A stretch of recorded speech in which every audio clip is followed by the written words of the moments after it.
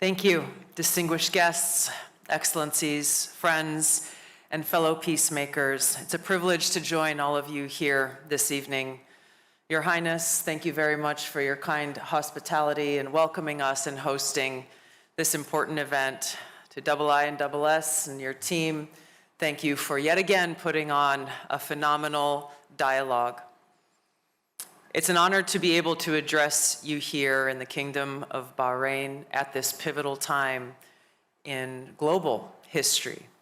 As we gather here, we're reminded that true security, true stability, and peace cannot be forged in isolation, but in the common collection of peacemakers working towards that common purpose. Today, I want to speak plainly for myself as a veteran and a soldier who has seen firsthand the high cost of war. As someone who serves under President Trump's leadership, I have experienced the promise of peace. His vision is about delivering real wins, not just for America, but for our collective cause of peace and prosperity, and doing so through a very principled realism rooted in shared goals, interests, and values. The old Washington way of thinking is something we hope is in the rearview mirror and something that has held us back for too long. For decades, our foreign policy has been trapped in a counterproductive and endless cycle of regime change or nation building. It was a one-size-fits-all approach of toppling regimes, trying to impose our system of governance on others, intervene in conflicts that were barely understood, and walk away with more enemies than allies. The results: trillions spent, countless lives lost, and in many cases, a creation of greater security threats, the rise of Islamist terrorist groups like ISIS. President Trump was elected by the American people to put an end to this. And from day one, he has showed a very different way to conduct foreign policy, one that is pragmatic, that is deal-driven, with a very realistic approach focused on protecting American security and prosperity while engaging with the world on terms that actually make sense. During his first term, the president brokered the Abraham Accords, this historic pact between Israel, the UAE, Bahrain, Morocco, and Sudan that came from staying laser-like focused on shared interests: economic prosperity, counterterrorism, technological innovation. These countries that had eyed each other perhaps warily at times for decades found common ground in trade routes, joint ventures, and a mutual stake in both regional and global stability. We've heard President Trump and Vice President Vance speak just last week about their hope that the Abraham Accords will continue to grow and expand to allow for a true lasting regional stability and peace. This is what President Trump's America First policy looks like in action, building peace through diplomacy with an understanding that there cannot be prosperity without peace. President Trump de-escalated tensions on the Korean Peninsula through direct talks during his first term in office. He opened lines of communication with North Korea that had been frozen for generations. He did what no other president had been willing to do: engage directly to speak about peace. He restored American leadership abroad. He brokered economic normalization between Serbia and Kosovo, promoting stability and peace in the Balkans regions. And now, just 9 months into his second term, President Trump's America First agenda is supercharging these efforts and securing peace on a scale that we haven't seen in decades. He secured ceasefires between India and Pakistan, Israel and Iran, a peace agreement between Rwanda and the DRC, a peace deal between Armenia and Azerbaijan, Cambodia and Thailand, and averted conflict between Egypt and Ethiopia over the Grand Ethiopian Renaissance Dam. As was mentioned previously and is very much in focus for so many of us, he negotiated the release of all living hostages from Hamas. While fragile, an historic ceasefire and peace plan is moving forward, it is doing so with integral support for many of our partners here in this room. So what ties all of this together? A simple and revolutionary idea. Pursue joint interests, find those win-win solutions where they align, and recognize that yes, we will have differences and we will work through them. President Trump understands that not everyone shares our exact values or our system of governance, and that's okay. What's most important is finding where our shared common ground exists and building those partnerships and progressing on those common grounds. Things like energy independence that stabilizes global markets, things like countering terrorism, something that continues to grow in different parts of the world, strengthening trade partnerships to boost economic growth and innovation. These are the components, the glue of enduring partnerships and friendships. So America First is not about isolating ourselves. As President Trump has shown, it's about engaging in direct diplomacy, being willing to have conversations that others are not willing to have, and finding that path forward where our mutual sovereign interests are aligned. And that's really why we're all gathered here today in Manama. We can commit to this path ourselves and put it into action. With Bahrain's own leadership, year after year, hosting these critical dialogues shows us the way forward, convening nations from around the globe, amplifying shared stakes, and strengthening partnerships and lines of communications that allow us to resolve our differences and deliver results for our respective people. Under President Trump, the United States is your partner in executing this vision as a deal maker who is committed to peace. And together we look forward to continuing this path towards peace, to ending wars that have defined too many generations, unlock prosperity for millions, and help support the future of a Middle East where security is a dividend of cooperation, not a cost of conflict. Thank you very much. God bless you. God bless the pursuit of peace.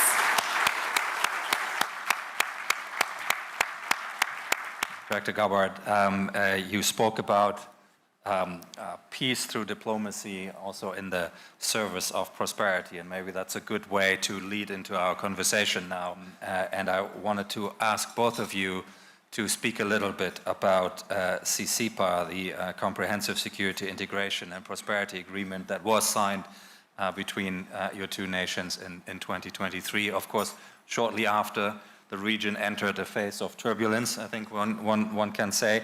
But you're both here, and it underlines the endurance of that vision that was enshrined in that agreement. So I wonder whether I can ask you to talk to us a little bit about how you're proceeding with the implementation, and also what kind of message the CCIPA agreement conveys to other countries who are seeking to build their cooperative frameworks. Maybe, Your Highness, if I may ask you to start. All right, thank you very much. As promised, I'll be short and precise, because I personally would rather face an army but not face the food. So I would like to go on the CCIPA, which is actually the answer for so many conflicts we see, and also not just conflicts, but also the answer for how do we build a global framework that is much bigger than a regional effort. So the CCIPA is actually a new framework that we have been working on since the signature of a bilateral agreement with the United States, and we are very proud of it. That came right after our signature of the Abraham Accord. So this follows the Abraham Accord effort. Yet, any new framework needs to be institutionalized, and from our side, we have conducted a high-level meetings at Washington and at Manama as well, at the highest level possible. And I personally lead the Defense Working Group, the DWG, so I would refer to it as the DWG. And we have broken down the CCIPA into 3 different sectors, which is the Defense Working Group, which conducts the Article 2, and then we will have the Science and Tech division, and then we will have the Economy and Trade division. And this is why the CCIPA, we look at it as as a capital C. It is a comprehensive agreement. It is not just a defensive agreement. And as soon as we have signed that agreement, we have seen quickly a regional unrest. And that means it's not just a commitment from the United States, but also it's a commitment from Bahrain, where we have immediately joined the Operation Prosperity Guardian, and we are there with you and will always be with the United States. Thank you. Dr. Gabbard. Thank you, Your Highness. Yes, this agreement is exactly what President Trump had in mind in the crafting of the Abraham Accords, and Bahrain being a partner, obviously there, but moving very quickly towards execution, and really turning those ideals into actions. And so, obviously, under President Trump's leadership on all fronts, we are moving very quickly forward in following through on that agreement that was signed under the last administration, to make sure that those connections are being made not only between counterparts within government, but bringing together, I think, a private sector on the American side who are very eager to engage and to bring innovation and to bring solutions forward that can turn this into something that is able to start delivering very real results. So we're very happy about this and the progress that's already been made. I think there's incredible potential, specifically because of where we are now, with some hope for a new dynamic here in the region, and one that is forward-looking towards peace and stability. Your Highness, on the point of progress, I mean, what are the highlights for you in the CCIPA implementation that stand out for you? Where would you like perhaps see yet more progress? Where can we go further and faster?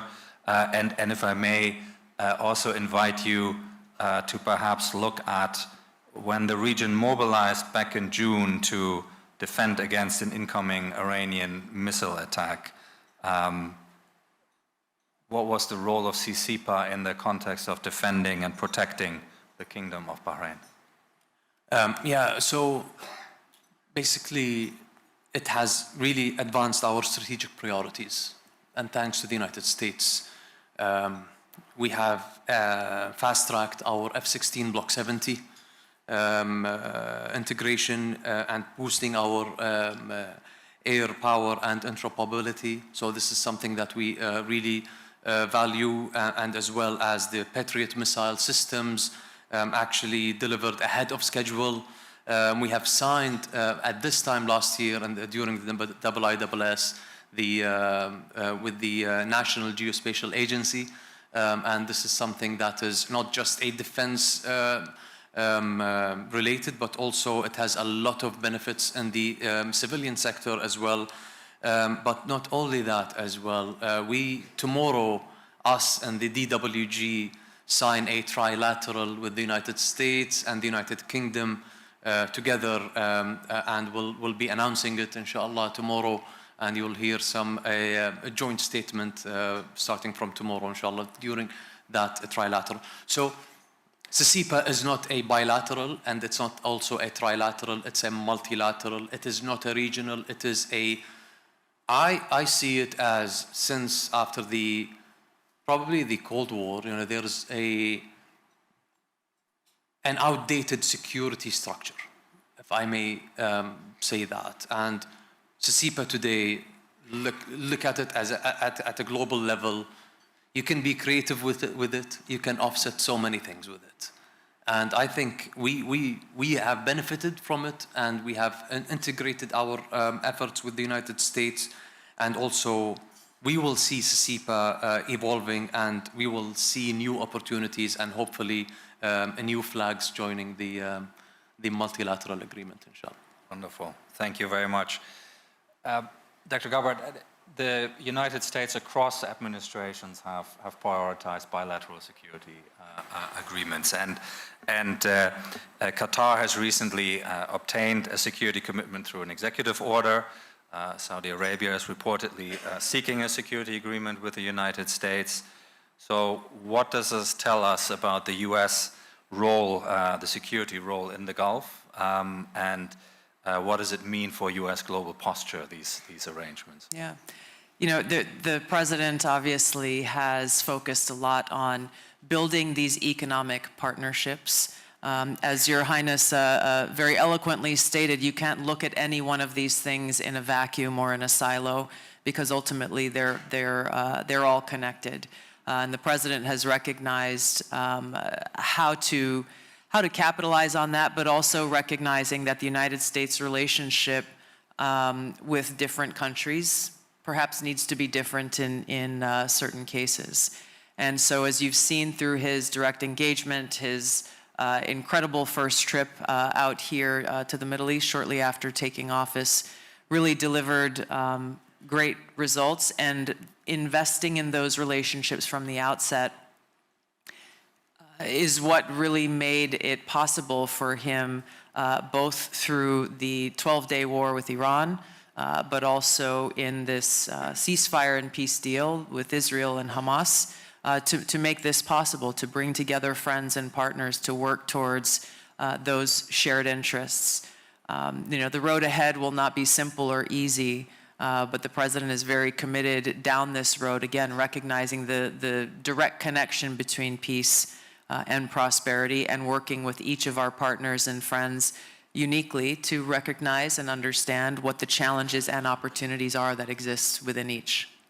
You both mentioned that in the case of CCIPA, it obviously goes beyond defense and military matters. And Your Highness, can I ask you to perhaps speak a little bit about the other benefits of that agreement in non-security domains? There's science, there's technology. What stands out for you? Well, first of all, let's talk about CCIPA. Let's not talk about acronyms. It is Comprehensive Security, Integration, Prosperity Agreement. So we have designed the CCIPA to become a driver of prosperity and innovation, and not only a military pact. Yes, there is a lot of non-security gains as well. During the visit of His Royal Highness the Crown Prince to Washington, there was a multi-billion-dollar deal signed thanks to CCIPA. We have signed with the United States in the sector of energy. We were one of the first countries to sign, and thanks to you, Tulsi, and your government, in the SMR domain, which is the small modular reactors, and the nuclear energy. We have signed in the cybersecurity, geospatial space as well, space industry.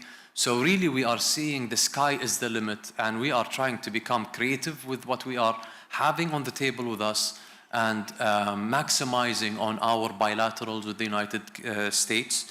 And we also continue talking with the United States and the industries as well, between our both countries.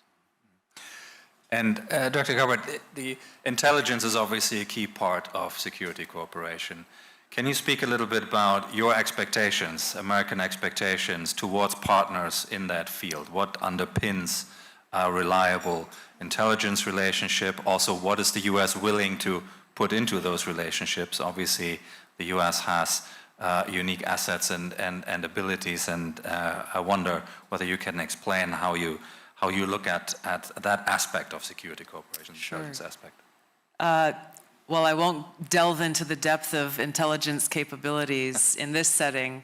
The relationships really are the key. And this is why I really value and I'm grateful to be here, because it is our ability to build those, in many cases, long-standing friendships, partnerships, make sure that those lines of communication are open, not just to share information when it's good news, but really those relationships are what we depend on when we hit a rough patch or there is a crisis that needs to be addressed, where candor is required, and plainly speaking of the ground truth of a situation is required for us to be able to navigate through it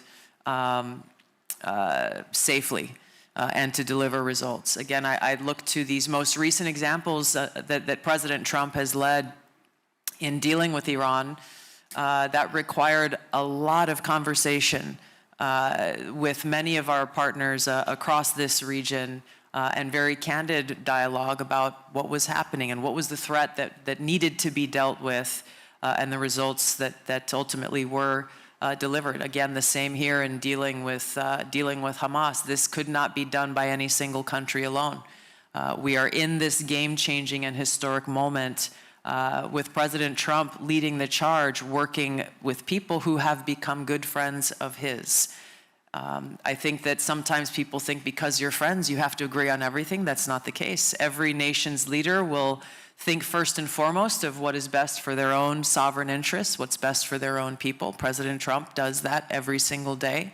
And he recognizes that what's best for the American people is when we can tackle and solve these problems together. And so from my standpoint, and my role as the Director of National Intelligence, of course, is to make sure we have those strong lines open with our friends and partners in this region and around the world, and to make sure that we are best informing the President so that he can continue to deliver success towards this end of peace and stability.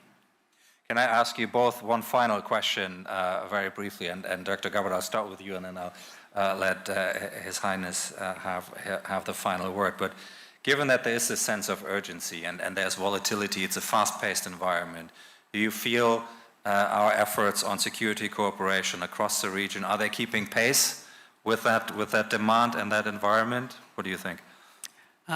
I do. I think when President Trump first came into office, again, the second time, he certainly hit the ground running. He wasted no time. And what has been very heartening and I think exciting and hopeful to see is how many of these nations' leaders have been eager to step up and engage and not only keep pace, but really to find, hey, where are there new opportunities to explore that haven't been explored before, or what are the conversations that now we can have to tackle tough problems that were maybe taboo to have in the past, or conversations that people thought didn't need to be had because the task was impossible. I think President Trump has really shown that we cannot afford to have a defeatist attitude. If we are committed to peace, as we say we are, we have to be willing to do the things that others have been unwilling to do in the past, to deliver the results that have failed in the past to have been delivered. Thank you. Your Highness. I do agree with you, Tulsi, and indeed there is a growing sense of urgency. In Bahrain, the imperative is clear. But what we need now around the world is actually to stay ahead of the curve, to keep up with the pace ahead of us, and the conventional and the cyber and the hybrid domain as well. There is an imminent threat ahead of us. We watch it, but we also have to keep up with the pace. And again, I would finalize my word as I have started it with CCIPA. I think this framework lets us to have that edge over the building up speed of threat globally. Yeah. Thank you very much. May I invite all of you to thank our two fantastic speakers. Thank you very much.